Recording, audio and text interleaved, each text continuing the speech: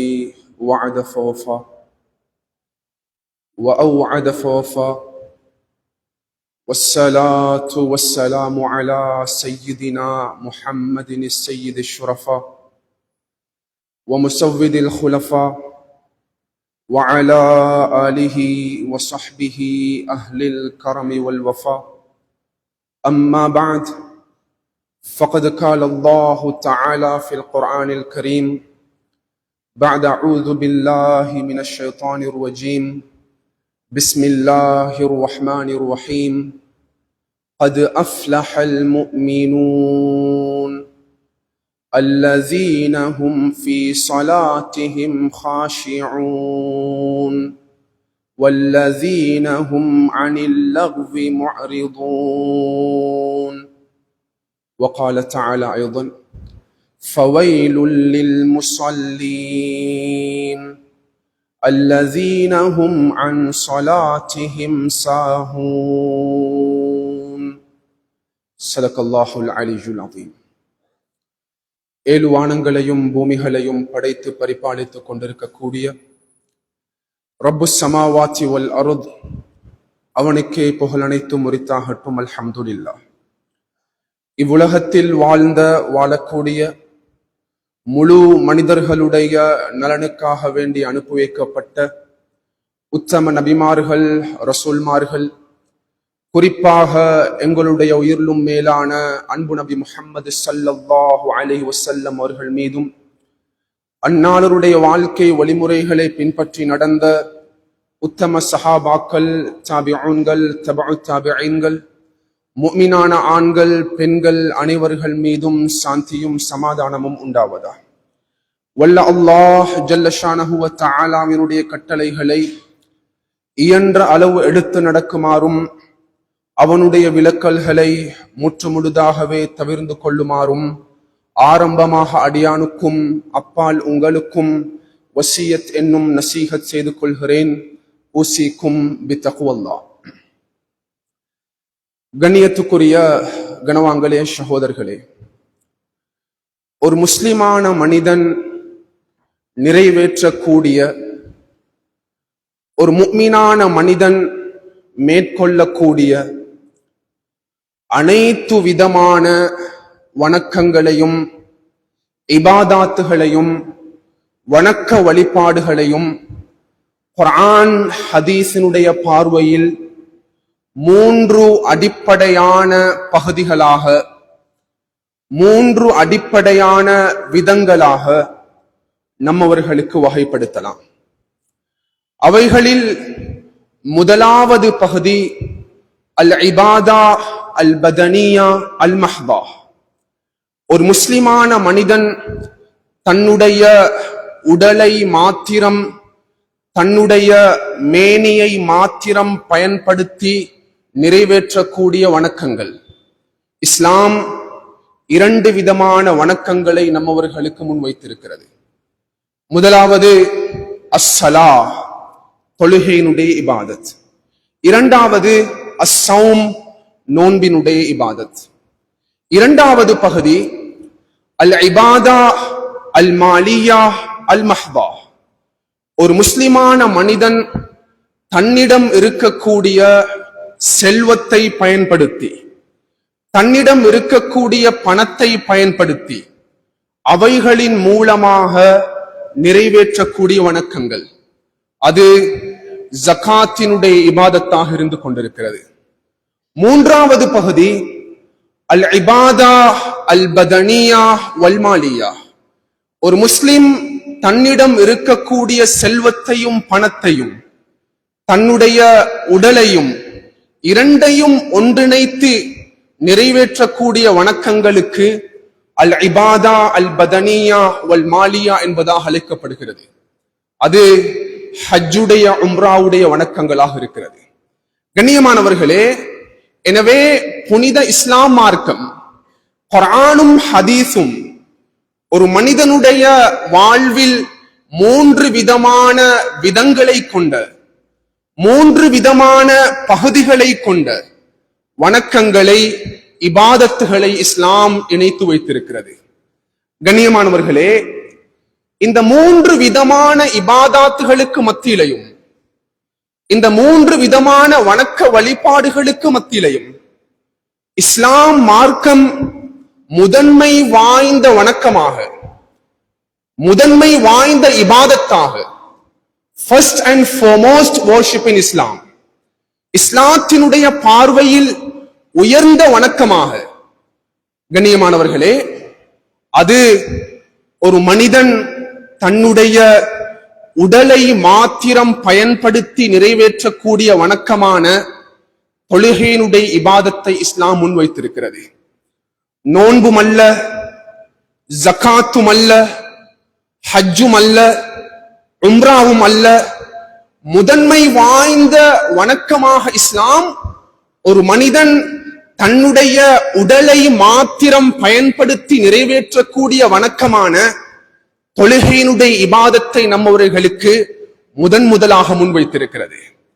கண்ணியமானவர்களே, ஒரு மனிதனுடைய பருவ வயதுடைய காலத்துல இருந்து ஒரு மனிதனுடைய மரணம் வரைக்கும் சுப்ஹானல்லாஹ், இஸ்லாம் ஒவ்வொரு நிகழ்வுகளோடும், ஒவ்வொரு காரியங்களோடும், ஒவ்வொரு செயற்பாடுகளோடும், ஒவ்வொரு நிமிடத்தோடும், ஒவ்வொரு அம்சத்தோடும் இஸ்லாம் ஒரு மனிதனுடைய வாழ்வில் தொழுகையினுடைய இபாதத்தை முழுமையாக இணைத்து வைத்திருக்கிறது.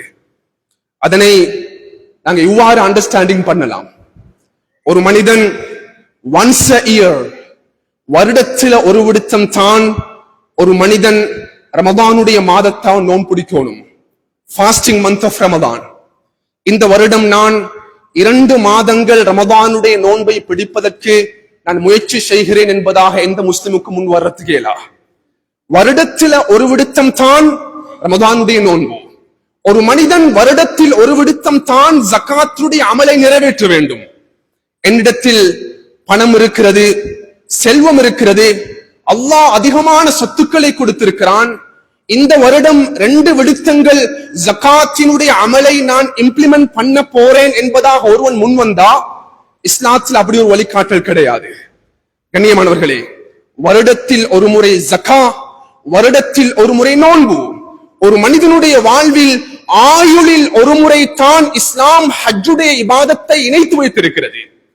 எனவே கண்ணியத்துக்குரியவர்களே, இஸ்லாத்தினுடைய பெரும்பாலுமான இபாதாத்துகளை, வணக்கங்களை, வணக்க வழிபாடுகளை இஸ்லாம் அது வருடங்களோடும் ஆயுளோடும் இணைத்து வைத்திருக்கிறது. இதை நாங்க முதலாவதாக புரியணும். ஆனால் தொழுகை என்ற இபாதத்தை ஒரு மனிதனுடைய பருவ வயதினுடைய காலத்துல இருந்து அவனுடைய மரணம் வரைக்கும் ஒவ்வொரு செயற்பாடுகளோடும் இஸ்லாம் தொழுகையினுடைய இபாதத்தை அவ்வப்போது இணைத்துக் கொண்டே இருக்கிறது.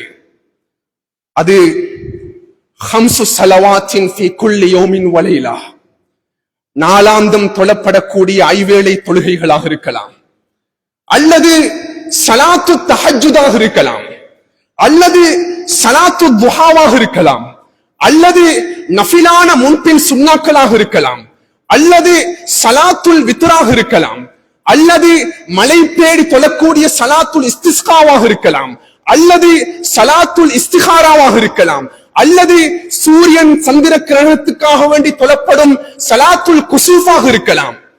கண்ணியமானவர்களே, இறுதியாக ஒரு மனிதன் மரணித்தாலும் சுப்ஹானல்லாஹ், அவனை முன்னால வச்சு கடைசியாக இஸ்லாம் எங்களுக்கு ஸலாத்துல் ஜனாஸா, சுப்ஹானல்லாஹ், எங்களுக்கு அங்கேயும் தொழுகையினுடைய வழிகாட்டலை தான் இஸ்லாம் முன்வைத்திருக்கிறது. கண்ணியமானவர்களே, ஒவ்வொரு சந்தர்ப்பத்தோடும், ஒவ்வொரு நிகழ்வுகளோடும், ஒவ்வொரு காரியங்களோடும் இஸ்லாம் நாளாந்தம் ஒவ்வொரு நிமிடமாக, செகண்டாக தொழுகையினுடைய இபாதத்தை ஒரு முஸ்லிமுடைய வாழ்வில் இஸ்லாம் தொடர்படுத்தி வைத்திருக்கிறது. கண்ணியமானவர்களே, ஆனா குர்ஆனும் ஹதீஸும் நம்மிடம் ஒரு அழகான விடயத்தை எதிர்பார்க்கிறது. கண்ணியமானவர்களே, அல்லாஹ் அந்த எதிர்பார்ப்பை குர்ஆன்ல எங்களோட ஷேர் பண்ணுகிறான். சுப்ஹானல்லாஹ், கத் அஃப்லஹல் முஃமினூன் அல்லதீன ஹும் ஃபீ ஸலாத்திஹிம் காஷிஊன்.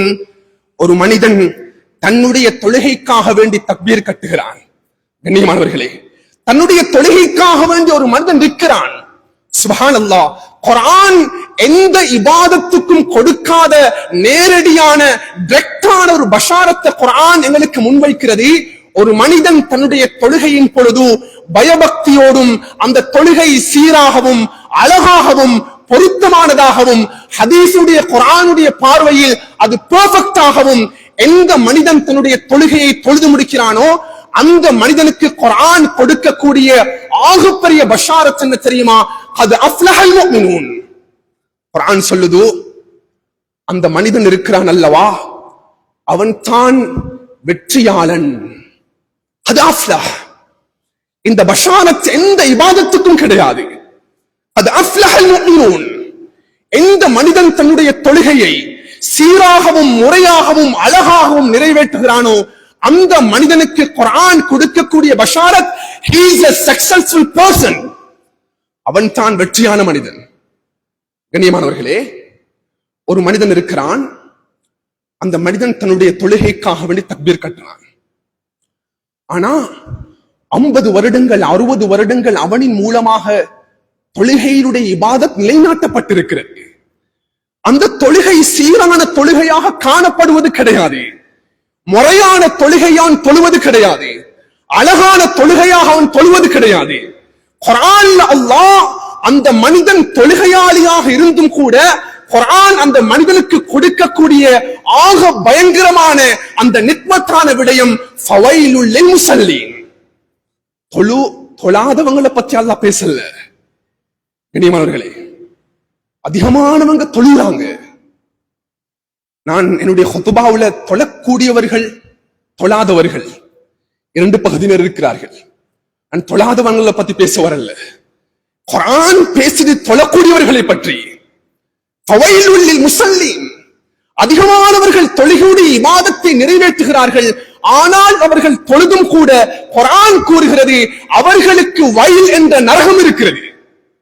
5 நேரம் தொழக்கூடியவங்க, தஹஜ்ஜுத் தொழக்கூடியவங்க, நஃபிலான சுன்னத்தான வணக்கங்கள் ஈடுபடக்கூடியவங்க, கண்ணியமானவர்களே, அவர்களுக்கு குர்ஆன் கொடுக்கக்கூடிய எச்சரிக்கை ஃபவைலுல் லில் முஸல்லீன். அதிகமானவங்க தன்னுடைய தொழுகையை நிறைவேற்றாங்க. ஆனா அந்த தொழுகை பெர்ஃபெக்ட்டான தொழுகையாக இல்ல, அந்த தொழுகை சீரான தொழுகையாக இல்ல, அந்த தொழுகை முறையான தொழுகையாக இல்ல, அந்த தொழுகை ரசூலுல்லாஹுடைய தொழுகையாக இல்ல, அந்த தொழுகை அன்பு ரசூலுல்லாஹுடைய சஹாபாக்கள் தொழுத தொழுகை இல்ல, பெர்ஃபெக்ட் இல்ல. கண்ணியமானவர்களே, இஸ்லாம் எங்கள்கிட்ட என்ன எதிர்பார்க்குது? ஒரு மனிதன் ஐவேளை தொழக்கூடிய மனிதனாகவும் இருக்க வேண்டும். அத்துடன் அந்த தொழுகையை அவன் சீராக முறையாக தொழக்கூடியவனாகவும் இருக்க வேண்டும். கண்ணியமானவர்களே, ரசூலுல்லாஹ் மதீனாவில் இருக்கிறாங்க. மதீனாவில் இருக்கும் பொழுது சஹீஹுல் புகாரியுடைய நரேஷன் இது. சில சஹாபாக்கள் ரசூலுல்லாஹ்வை சந்திக்க வராங்க. வந்த சஹாபாக்கள்ல விசேடமான ஒரு சஹாபி தான் மாலிக் இப்னு ஹுவைரிஸ் ரலியல்லாஹு அன்ஹு. மாலிக் ரலியல்லாஹு கூறுகிறார்கள், நாங்க பஸ்ரால இருந்து சில சஹாபாக்கள் நபி அவங்களை சந்திக்க வந்தோம். நாங்க வந்த சஹாபாக்கள் அனைவர்களும் வனஹ்னு ஷபபத்துல் முதகாரிபா. நாங்க வயோதிபர்கள் அல்ல, எல்லாரும் வந்தவங்க வாலிப சஹாபாக்கள். ஸல்லல்லாஹு அலைஹி வஸல்லம் கிட்ட வந்து நாங்க கிட்டத்தட்ட 20 நாட்கள் நபி அவர்களிடம் நாங்க இருந்தோம். 20 தினங்கள் ரசூலுல்லாஹோட நாங்க ஸ்டே பண்ணினோம். கண்ணியமானவர்களே, 20 நாட்கள் கடந்து போகும் பொழுது சஹாபாக்கள்ல சிலர் போய் ரசூலுல்லாஹ்ட்ட சொன்னாங்க, யா ரசூலுல்லாஹ், 20 நாட்கள் கடந்துட்டு நாங்க மறுபடியும் எங்கட குடும்பம், எங்கட மனைவி, குழந்தைகள், உறவுகள் இருக்கிறாங்க பஸ்ரால. இஷ்தக்னா, நாங்க மறுபடியும் நாங்க ரிட்டர்ன் போறதுக்கு விரும்புறோம். யா ரசூலுல்லாஹ், நாங்க போகட்டுமா? ரசூலுல்லாஹ் அலைஹி வஸல்லம் அவங்க சொன்னாங்க, நீங்க போங்க, அதுல எந்த 2வது கருத்தும் இல்ல. மாலிக் ரலியல்லாஹு அவங்க சொல்றாங்க, ரசூலுல்லாஹ் அவர்கள் அன்பு நிறைந்த ஒரு மனிதராக இருந்தார். நபி அவர்கள் கூறினார்கள், உடனடியாக நீங்கள் செல்லுங்கள். அவங்களோட காலை எடுத்து வெளியால வைக்கக்கூடிய சந்தர்ப்பத்துல ரசூலுல்லாஹ் சொன்னாங்க, அந்த வந்த சஹாபாக்களை பார்த்து, அந்த வாலிபர்களை பார்த்து, மாலிக் இப்னு ஹுவைரிஸ் ரலியல்லாஹு அன்ஹு பார்த்து, ரசூலுல்லாஹ் சொன்னாங்க, நீங்க 20 நாட்கள் சஹாபாக்களே என்னோட நீங்க இருந்திருக்கிறீங்க, 20 தினங்கள் என்னோட நீங்க ஸ்டே பண்ணிருக்கிறீங்க. சுப்ஹானல்லாஹ், என்னிடம் இந்த 20 தினங்களுக்குள்ளாலும் தொழுகையினுடைய இபாதத்தை நீங்க கற்றிருக்கிறீர்கள், தொழுகைக்குரிய பயிற்சியை நீங்கள் அடைந்திருக்கிறீர்கள். சுப்ஹானல்லாஹ், நீங்க பஸ்ராவுக்கு போனண்டா சல்லு கமா ரஅய்துமூனி உஸல்லி, நான் எப்படி தொழுதனோ அந்த தொழுகையை போன்று உங்களுடைய தொழுகையை நீங்கள் நிலைநாட்டுங்கள். சஹாபாக்கள் இதை கேட்டாங்க. ரசூலுல்லாஹ் சொன்னாங்க, அது மட்டும் இல்ல, அல்லிமூஹும், இந்த தொழுகையினுடைய முறையை நீங்க உங்களோட சஹாபாக்களுக்கு கற்றுக் கொடுங்க, உங்களோட குடும்பத்தவர்களுக்கு கற்றுக் கொடுங்கள், உங்களோட தோழர்களுக்கு கற்றுக் கொடுங்கள். மாலிக் ரலியல்லாஹு அவர்கள் கூறுகிறார்கள், நாம் மதீனாவுல இருந்து பஸ்ராவை நோக்கி பயணம் செய்ய ஆரம்பிச்சோம். பஸ்ராவுல மஸ்ஜிதுக்குள்ள நுழைகிறாங்க. இந்த ஹதீஸ நரேட்டிங் பண்றாங்க அபூ கிலாபா. அபூ கிலாபா கிட்ட இருந்து இந்த ஹதீஸ அபூ கிலாபா அவங்க அந்த மாலிக் இப்னு ஹுவைரிஸ் ரலியல்லாஹு அன்ஹு இந்த ஹதீஸ படிக்கிறாங்க. அபூ கிலாபா கூறுகிறார், மதீனாவிலிருந்து வந்த மாலிக் ரலியல்லாஹு அவங்க எங்களுக்கு தொழுகைக்காக வேண்டி இமாமத் செய்யறதுக்கு தயாரானாங்க. முன்னால் நாங்க எல்லாம் நின்றோம். மாலிக் ரலியல்லாஹு அவர்கள் அழகான முறையில் எங்களுக்கு தொழுகை நடத்தினார்கள். அழகான முறையில் தொழுகை நடாத்தப்பட்டு சலாம் கொடுத்தார்கள். சலாம் கொடுத்த பிற்பாடு மாலிக் ரலியல்லாஹு அவர்கள் எங்களை முன்னோக்கி கூறினார்கள். அபூ கிலாபா அவர்கள் கூறுகிறார், சஹாபாக்களே, மனிதர்களே, முஸ்லிம்களே, நான் மதீனாவிலிருந்து சமூகம் தந்தேன். இன்று உங்களுக்கு நான் தொழுகையுடைய இபாதத்தை நடத்திருக்கிறேன். என்னுடைய தொழுகை நீங்கள் பார்த்துக் கொள்ளுங்கள். இந்த தொழுகை இருக்கிறது அல்லவா, ரஅய்து நபிய ஸல்லல்லாஹு அலைஹி வஸல்லம் யுஸல்லி, நபி அவங்க எப்படி தொழுதாங்களோ அந்த தொழுகையை நான் உங்களுக்கு தொழுவிச்சிருக்கிறேன். சுப்ஹானல்லாஹ்.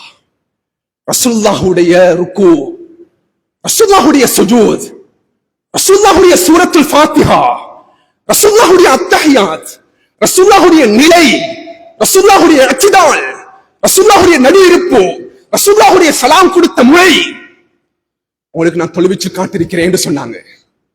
கண்ணியமானவர்களே, பொதுவாக மஸ்ஜிதுகள்ல நாங்க அமர்ந்திருக்கக்கூடிய சந்தர்ப்பங்கள்ல 4 பேர் வருவாங்க போவாங்க. இது ஒரு மஸ்ஜிதுடைய வளமை. பிரயாணிகள் வருவாங்க, ஊர்வாசிகள் வருவாங்க, ஊர்ல இருந்து வெளி மக்கள் வருவாங்க, 2 பேராக வருவாங்க, 3 பேர் வருவாங்க, ஒருத்தர் வருவாங்க. சுப்ஹானல்லாஹ், ரசூலுல்லாஹ் மஸ்ஜிதுக்குள்ள அமர்ந்து கொண்டிருக்கும் பொழுது ஒரு மனிதர் மஸ்ஜிதுக்குள்ள வாராரு. இந்த ரிவாயத் சஹீஹுல் புகாரியுடைய ரிவாயத். அவர் அப்படியே வந்து தக்பீர் கட்டுறார். தக்பீர் கட்டி தன்னுடைய தொழுகையை முடித்து விட்டு சலாம் கொடுத்துட்டு ரசூலுல்லாஹ்க்கு முன்னால வந்து ஃபஸல்லம அலன் நபி ஸல்லல்லாஹு அலைஹி வஸல்லம், ரசூலுல்லாஹ் மீது சலாம் சொன்னாரு. நபி அவங்க இந்த மனிதனுடைய தொழுகையை அவதானிச்ச விடை இவருக்கு தெரியா. நபி அவங்க ரிப்ளை பண்ணல. ரசூலுல்லாஹ் சொன்னாங்க, ஏ மனிதா, நீங்க தக்பீர் கட்டி சலாம் கொடுக்கும் வரைக்கும் தொழுதீங்க, ஆனா உங்களோட தொழுகைய தொழுதாலும் கூட நீங்க தொழல, நீங்க தொழல. இர்ஜி ஃபஸல்லி ஃபஇன்னக லம் துஸல்லி, மறுபடியும் போய் தக்பீர் கட்டி தொழுறாங்க நபி அவங்க. ரசூலுல்லாஹ்க்கு முன்னாலே போனார் அவரு. தக்பீர் கட்டி தொழுதுட்டு சலாம் கொடுத்துட்டு மறுபடியும் வந்தாரு.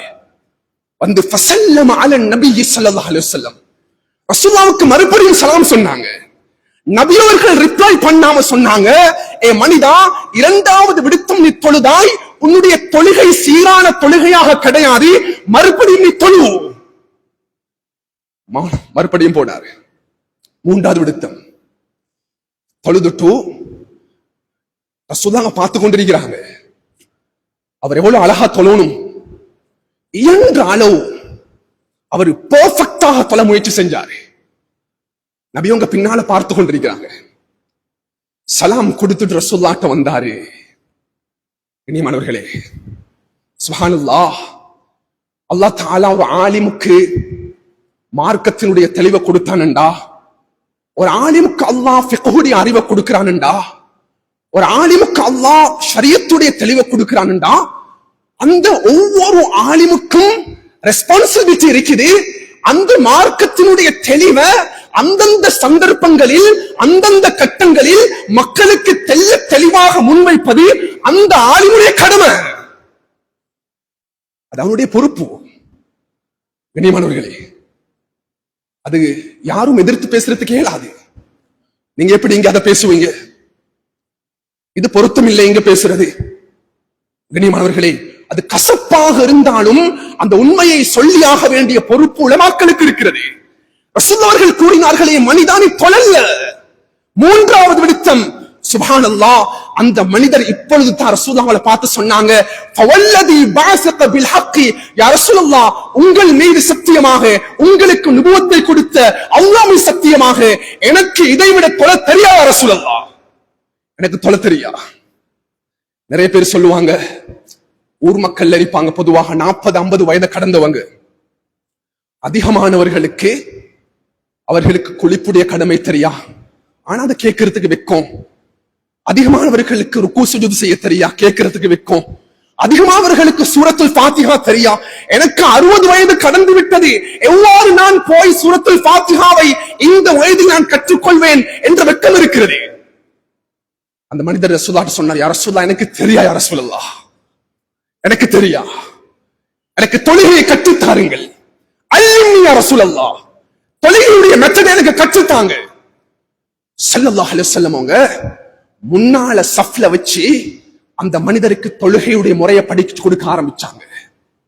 நீங்க இப்படித்தான் சஃப்ல நிக்கணும், இப்படித்தான் நீங்க நிக்கணும், இப்படித்தான் ருக்கு செய்யணும், இப்படித்தான் சுஜூத் செய்யணும், இப்படித்தான் அத்தஹியாத், சூரத்துல் ஃபாத்திஹா, சலாம் கொடுக்கும் வரைக்கும். கண்ணியத்துக்குரியவர்களே, தொழுகையுடைய முழுமையான மெத்தட் ரசூலுல்லாஹ் அவர்கள் அந்த சஹாபிக்கு கற்றுக் கொடுத்த பிற்பாடு நபி அவங்க வழி அனுப்பி வைத்தார்கள். தொழுகையுடைய முறை ஃபுகஹாக்கள் சொல்லுவாங்க, இஸ்லாமிக் ஸ்காலர்ஸ், தொழுகை என்றா என்ன? கண்ணியமானவர்களே, தொழுகையுடைய டெஃபினிஷன் என்ன? தொழுகை எப்படி எங்களுக்கு டிஃபைன் பண்ணேனும்? தொழுகை என்றா முஃப்தத்திஹத்துன் பித்தக்பீரி முஃப்தத்திமத்துன் பித்தஸ்லீம்.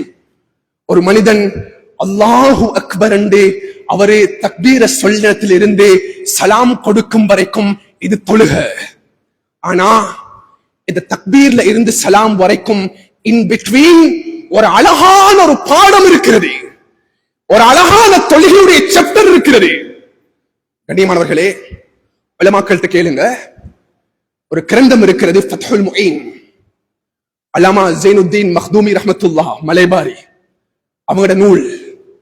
அவங்க தெளிவுபடுத்துவாங்க, தொழுகை என்றது அது பூர்த்தியான ஒரு மனிதன மாதிரி. சுப்ஹானல்லாஹ், தொழுகைக்கு 19 வாஜிபுகள் இருக்கின்றன. இது மனிதனுடைய உடல்ல இருக்கக்கூடிய தலையை போன்று. ஒரு மனிதன் இருக்கிறான், அவன் உடல்ல தலை இல்லாட்டி அவனை முந்தம் என்பதாக அழைப்போம். தொழுகையுடைய 19 வாஜிபுகள் இருக்கின்றன. அந்த 19 வாஜிபுகள்ல ஒரு வாஜிப் மிஸ் ஆகினாலும் அவனுக்கு தொழுகை இல்ல. தொழுகைக்கு 9 நிபந்தனைகள் இருக்கின்றன. தொழுகைக்கு நுழைவதற்கு முன்னால் கவனிக்கப்பட வேண்டிய 9 விதமான நிபந்தனைகள். அது மனிதனுடைய உடலில் இருக்கக்கூடிய உயிரை போன்று. முன்னால பொடி வைக்கப்பட்டிருக்கிறது, உயிர் இல்லாட்டி அவன் மைத். எந்த தொழுகையில தொழுகையினுடைய நிபந்தனைகள் அது கே பண்ணப்படலையோ அது தொழுகையாக பார்க்கப்பட மாட்டாது. அவர்களே, மூன்றாவது ஒரு பகுதி இருக்குது, மனிதன் உடல்ல இருக்கக்கூடிய உறுப்புக்கள். அவன் உறுப்புக்கள் இல்லாட்டியும் அவனுக்கு உயிரோடு வாழலாம். அது தொழுகையினுடைய சுன்னத்துகளை மாதிரி.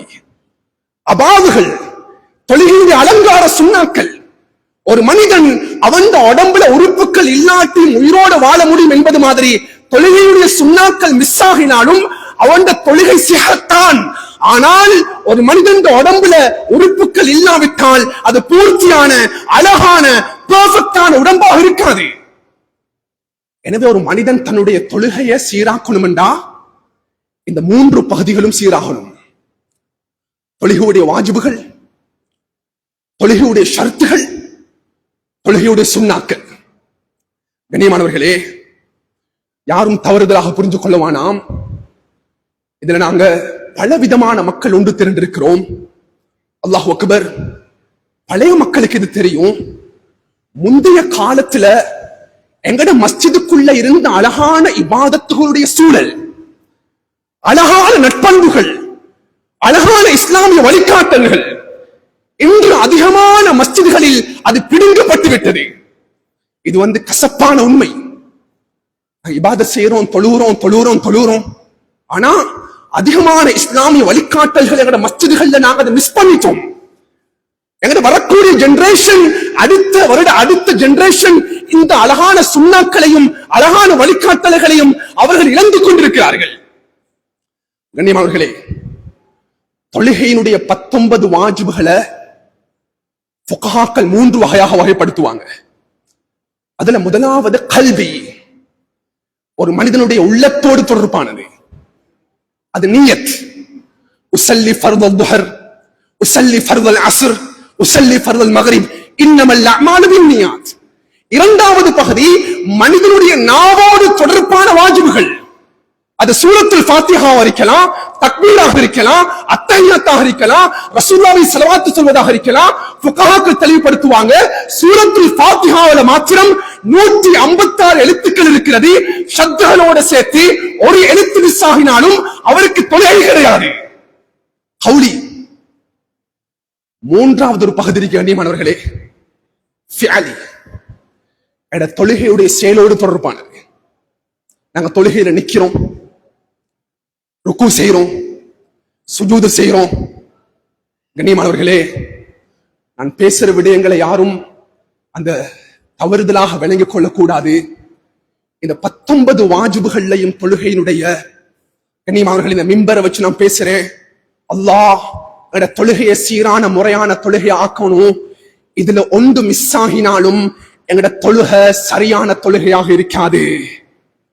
சரியான தொழுகையாக இருக்காது. 50 வருடங்கள் நாள் நெட்டி கருக்க தொழுதானும் நம் தொழுகை எங்களுடைய முகத்தை நோக்கி எரியப்படக்கூடிய தொழுகையாக இருக்காது.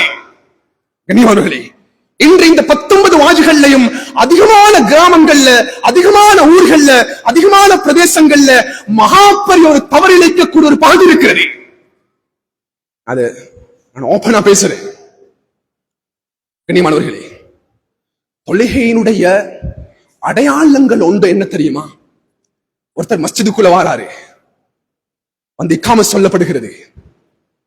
தொழுகையினுடைய ஆரம்ப அடையாளங்கள் ஒன்று தான் அல் கியாமு ஃபிஸ் ஸலாஹ். உலமாக்கள்ட்ட கேளுங்க, அந்த மனிதன் தன்னுடைய தொழுகையில் ஆரம்ப தக்பீர்ல இருந்து சலாம் கொடுக்கும் வரைக்கும் தன்னுடைய தொழுகையில் நீண்ட வண்ணமாக, நிலையாக, எனர்ஜிஃபுல்லாக, பவர்ஃபுல்லாக படைத்தவன் அல்லாஹ்வுக்கு முன்னால நின்று தொழுவதை இஸ்லாம் வாஜிபாக்கி இருக்கிறது. அல் கியாம் ஃபிஸ் ஸலாஹ். தொழுகண்டா அதோடைய அடையாளமே நிக்கிறது தான். நான் ஜும்மா ஹுத்பா செஞ்சு கொண்டிருக்கிறேன், எனக்கு உட்கார்ந்து ஹுத்பா செய்யறது கேளா? ஏனென்றால் ஜும்மாவுடைய ஹுத்பாக்களுடைய வாஜிபுகள்ல ஒன்று தான், ஒரு ஆளும் ஹுத்பா செய்யும் பொழுது அவர் உடம்புல எனர்ஜி இருந்தா அவர் நின்று தான் ஹுத்பா செய்ய வேண்டும். ஒரு முஸ்லிமான மனிதன் மஸ்ஜிதுக்குள்ள தொழுவாரண்டா இஸ்லாம் முன்வைக்கக்கூடிய முதன்மையான வாஜிபுகள்ல ஒன்று, அவன் கிப்லாவை முன்னோக்கி தொழுகையில நிக்கணும்.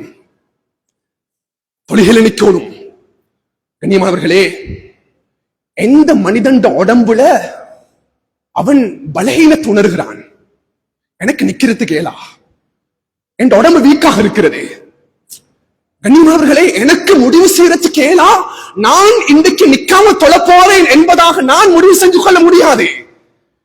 இஸ்லாம் காட்டக்கூடிய கைடன் பிரகாரம் தான் நாம் அடுத்த கட்ட நகர்வுக்கு செல்ல வேண்டும்.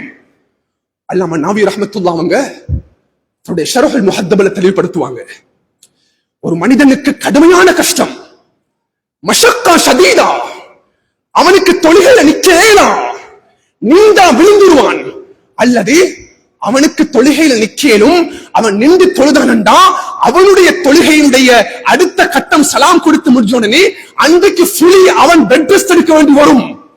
அவ்வளவு பலகீனம் இருக்கிற உடம்புல. இன்னும் ஒரு உதாரணம் தெளிவுபடுத்துவாங்க, ஒருத்தர் ஷிப்ல பிரயாணம் செய்யறாரு, கடல்ல ஷிப் ஆடி ஆடி போகுது, அந்த போட், அந்த ஷிப் கடந்து போகிறது, அவன் நின்று தொழுதானண்டா நான் மயங்கி கீழே விழுந்துருவேன், தலை சுத்து பிடிச்சி.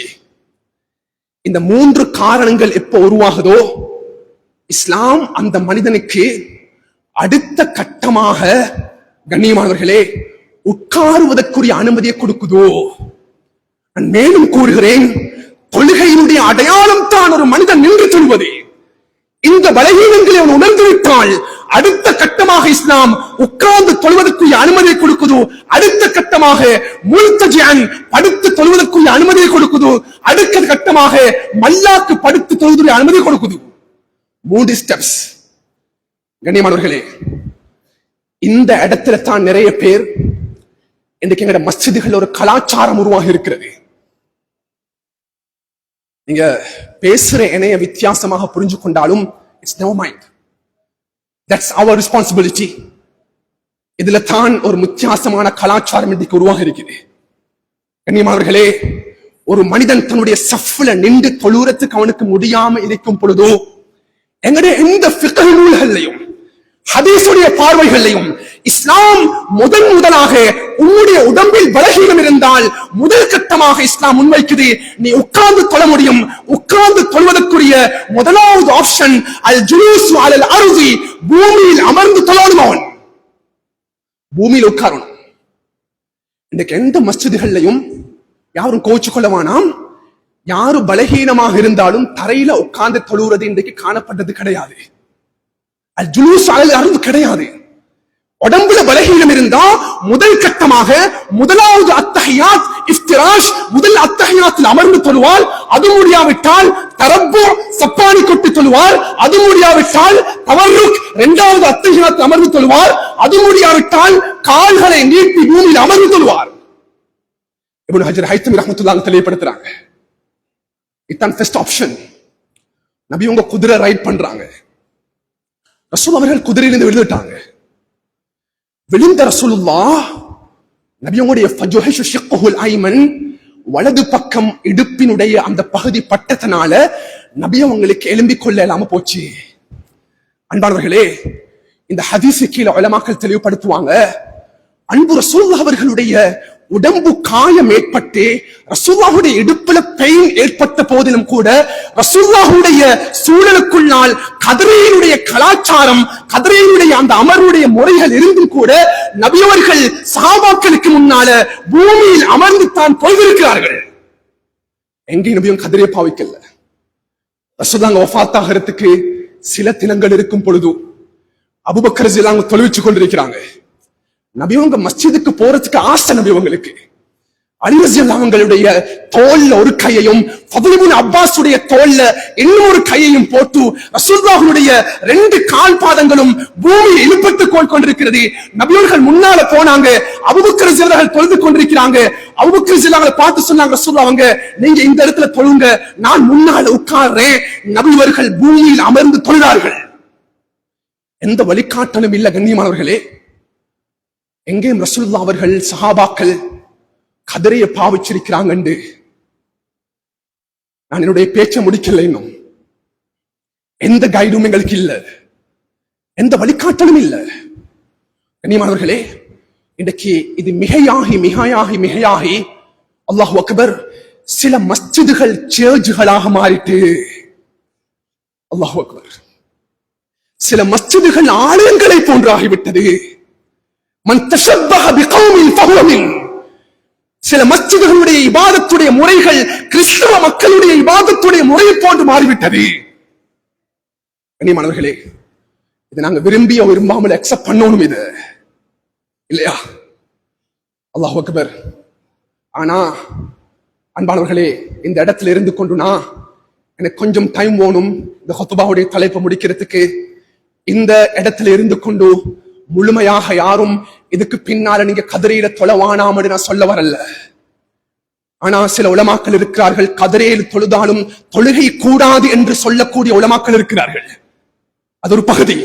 ஆனால் கதிரையை பாவிப்பதற்கு ஒரு மனிதன் தயாராகிறான். பூமியிலே உட்கார அவனுக்கு முடியாது, பூமி தான் தொழுகையுடைய பெஸ்ட் வே. அது முடியாவிட்டால் கதிரையில் அமர்ந்து தொழுதால் தான் என்ற தொழுகை பெர்ஃபெக்டான தொழுகையாக இருக்கும் என்ற நம்பியானண்டா கதிரையில அமர்ந்து தொழுகிறதுக்கு இஸ்லாம் அனுமதி கொடுக்குது. ஆனா அதனுடைய ஒழுக்கங்களை, ஆதாபுகளை, கண்டிஷன்ஸ் நாங்க புரிஞ்சு கொள்ளணும். அதை முதலாவது அண்டர்ஸ்டாண்டிங் பண்ணணும். எங்க சமூகத்துல 5 விதமான மக்கள் எங்களுக்கு எடுக்கலாம். கதிரை பாவனையாளர்கள், சில மஸ்ஜிதுகள்ல நூற்றுக்கணக்கான கதிரைகள் போடப்படுகிறது. சில மஸ்ஜிதுகள்ல கண்ணியமானவர்களே எண்ண முடியாத கதிரைகள். வீட்டுல பெண்கள் கூட ரமதானுடைய காலங்கள்ல அவர்கள் 1 hour 2 hours அவருடைய சமையல் அறைக்குள்ளால் இருந்து கொண்டு சமைத்து விட்டு பெண்கள் கூட உடம்புல பலகீனம் இல்லாம அவர்கள் கதிரையில உட்கார்றாங்க. இன்றைக்கு சமூகத்துல அதிகமானவங்க ஹார்ட் ஒர்க் பண்ணக்கூடியவர்கள் வெளியால அவங்க வேலை செய்யறாங்க, ஒர்க் பண்றாங்க, மஸ்ஜிதுக்குள்ள வந்து கதிரையில உட்கார்ந்துடுறாங்க. ஆனா நோயாளிகள் டயலிஸ் பண்ற ஒருத்தர் இன்றைக்கு நின்று தொழுகிறாரு.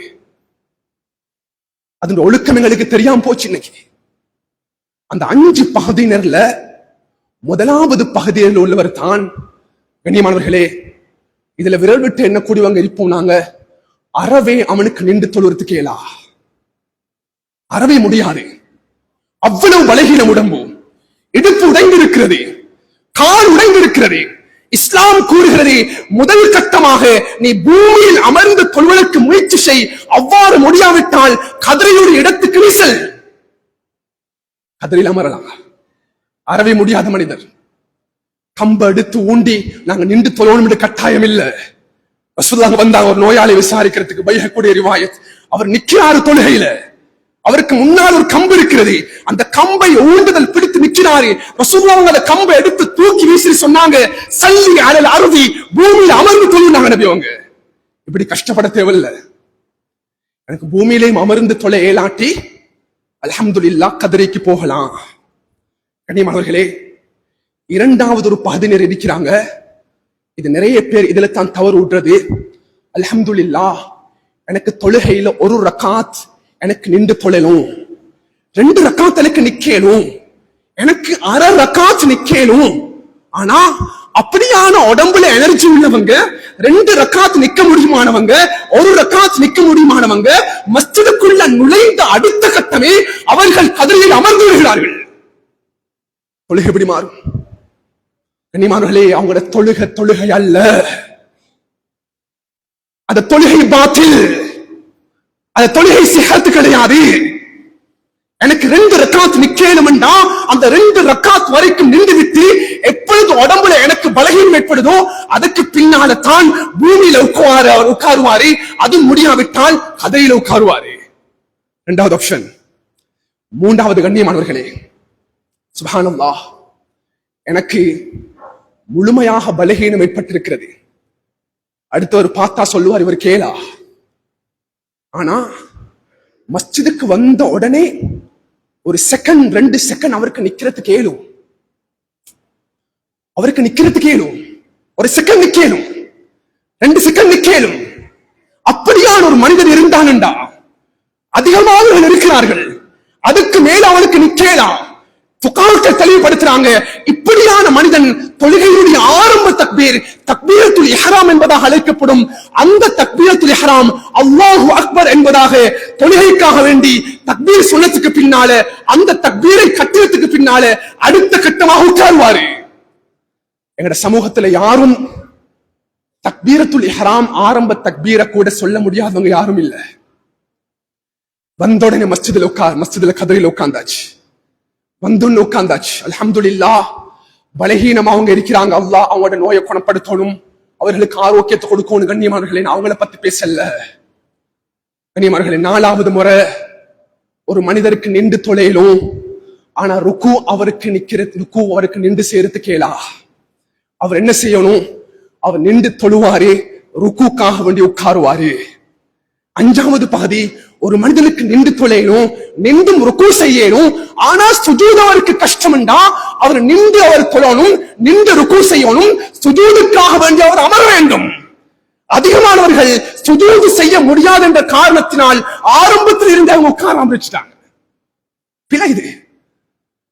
இந்த 5 வகைக்குள்ளாலதான் எங்க சமூகத்துல தொழுகையில கதிரையை பாவிக்கக்கூடியவர்கள் இருக்கிறார்கள். கண்ணியமானவர்களே, இந்த ஹுத்பா மிச்சம் இருக்கிறதுக்கு ஏலாது.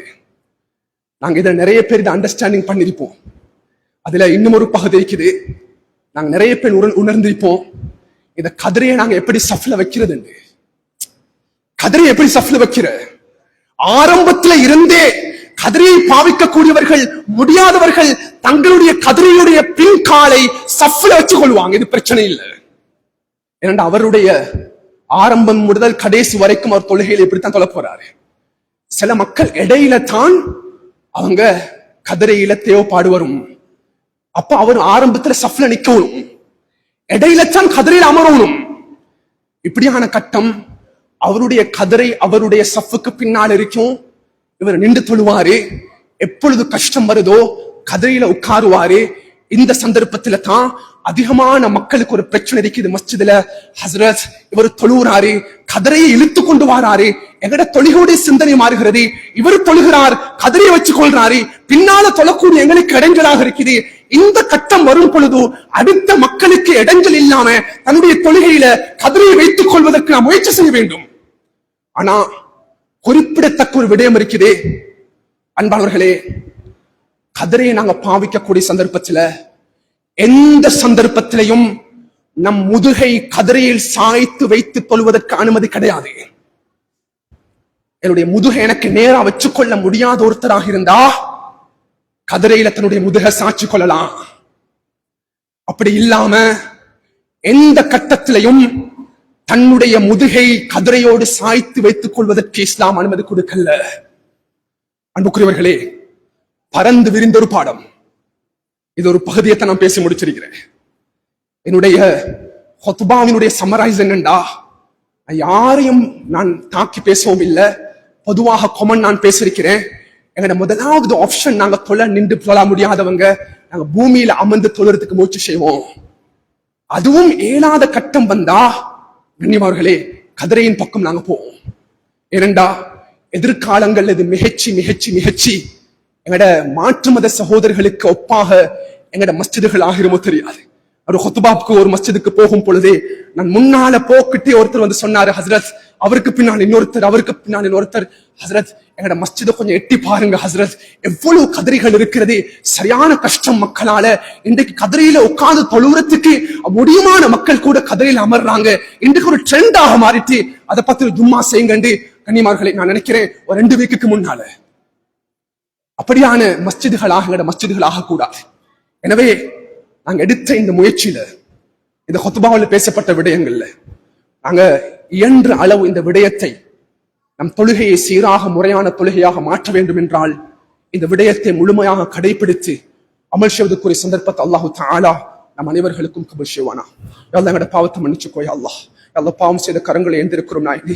யா அல்லாஹ் மோசமானவர்களே யா அல்லாஹ், யா அல்லாஹ் அநியாயக்காரர்களே யா அல்லாஹ், எங்களுடைய உள்ளத்தை நாங்கள் முன்னோக்கி இருக்கிறோம் யா அல்லாஹ். எட தாய் தந்தைகளுடைய பாவங்களை மன்னித்து விடு யா அல்லாஹ், அவர்களை கண்ணியப்படுத்தி விடு யா அல்லாஹ், அவர்களுடைய கடனல்லாத வாழ்க்கை அவர்களுக்கு நசீபாக்கு யா அல்லாஹ். எட உஸ்தாத்மார்களுடைய பாவங்களை மன்னிச்சுக்கோ யா அல்லாஹ், அவர்களை கண்ணியப்படுத்து யா அல்லாஹ், அவர்களுக்கு அந்தஸ்து கொடுத்து யா அல்லாஹ், இல்முல அதிகரித்து கொடுத்து யா அல்லாஹ். யா அல்லாஹ் முஸ்லிம் சமுதாயத்தை பாதுகாத்து நாயனே, யா அல்லாஹ் பலஸ்தீன் மக்களை பாதுகாத்து யா அல்லாஹ், பலஸ்தீனுடைய குழந்தைகளை பாதுகாத்து யா அல்லாஹ், யா அல்லாஹ் முஸ்லிம் பெண்களை பாதுகாத்து நாயனே, யா அல்லாஹ் ஆயிரக்கணக்கான குழந்தைகள் ஷஹீதாக்கப்பட்டிருக்கிறார்கள் யா அல்லாஹ். யா அல்லாஹ் எத்தனை குழந்தைகள் தங்களுடைய தாய் தகப்பனுடைய மரணத்தை கண்ணால பாக்குறாங்க யா அல்லாஹ். யா அல்லாஹ் அந்த மனிதர்களுடைய பாவங்களை மன்னித்து விடு யா அல்லாஹ், அவருடைய ஷஹாதத்துகளை கபூல் செஞ்சிரு நாயனே, அவர்களுக்கு நீதத்தை கொடுத்துரு யா அல்லாஹ், உலகத்தை சமாதானத்தை கொடுத்துரு யா அல்லாஹ், நீதம் செலுத்தக்கூடிய ஆட்சியாளர் இந்த பூமியில உருவாக்கிற நாயனே யா அல்லாஹ். ரசூலுல்லாஹ் அவர்கள் கால் வைத்த பூமி யா அல்லாஹ், நபி அவர்கள் கால் தடம் வைத்த பூமி யா அல்லாஹ், இஸ்லாத்துடைய முதலாவது கிபிலா யா அல்லாஹ். யா அல்லாஹ் முஸ்லிம் சமுதாயத்தை பாதுகாத்துற நாயனே, முஸ்லிம் வாலிபர்களை பாதுகாத்துரு யா அல்லாஹ், அவர்களுக்கு ஈமான கொடுத்துரு யா அல்லாஹ், அவருடைய ஷஹாதத்தை கபூல் செஞ்சிரு நாயனே. அழகான வஃபாத்துங்களுக்கு தாய் அல்லாஹ், மரணத்துங்களுக்கு தாய் அல்லாஹ், மஸ்ஜிதுடைய சூழல் எங்களுக்கு மௌத் தாய் அல்லாஹ், குர்ஆன் ஓதிக்கொண்டிருக்கும் பொழுது எங்களுக்கு மௌத் தாய் அல்லாஹ், மதீனத்து மண்ணில் எங்களுக்கு வஃபாத் தாய் அல்லாஹ். யா அல்லாஹ் அடுத்தவர்களுக்கு முன்மாதிரியான மரணத்தை எங்களுக்கு தந்திரு நாயனே. இது துஆவை கபூல் செஞ்சிரு நாயனே. வல்ஹம்துலில்லாஹி ரப்பில் ஆலமீன். அல்ஹம்துலில்லாஹ் வஸ்ஸலாத்து வஸ்ஸலாமு அலா சய்யிதினா முஹம்மதின் நபியில் உம்மி وعلى آله وصحبه أجمعين. أما بعد فأوصيكم بتقوى الله فيا أيها الناس وحدوا الله فإن التوحيد رأس الطاعة، اتقوا الله فإن التقوى ملاك الحسنات، وعليكم بالسنة فإن السنة تهدي طاعة، ومن أطاع الله ورسوله فقد رشد واهتدى، وإياكم والبدعة فإن البدعة تهدي المعصية، ومن يعص الله ورسوله فقد ضل وغوى، وعليكم بالصدق فإن الصدق ينجيكم إليك، وعليكم بالإحسان فإن الله من المحسنين، ولا تقنطوا من رحمة الله فإنه أرحم الراحمين، ولا تحبوا الدنيا فتكونوا من الخاسرين، ألا وإن استمعوا تستمزكها فاتقوا وأجروا فتوكلوا عليه فإن الله المتوكلين، ودعوا في ربكم مجيب الداعين، واستغفروا لكم بأموالهم وبنين، وأعوذ بالله بالله من الشيطان الرجيم بسم الله الرحمن الرحيم وقال ربكم ادعوني استجب لكم ان الذين يستكبرون عن عبادتي سيدخلون جهنم داخرين بارك الله لكم في القرآن العظيم ونفعنا واياكم بالآيات والذكر الحكيم استغفر الله لكم ولسائر المسلمين فاستغفروا انه هو الغفور الرحيم.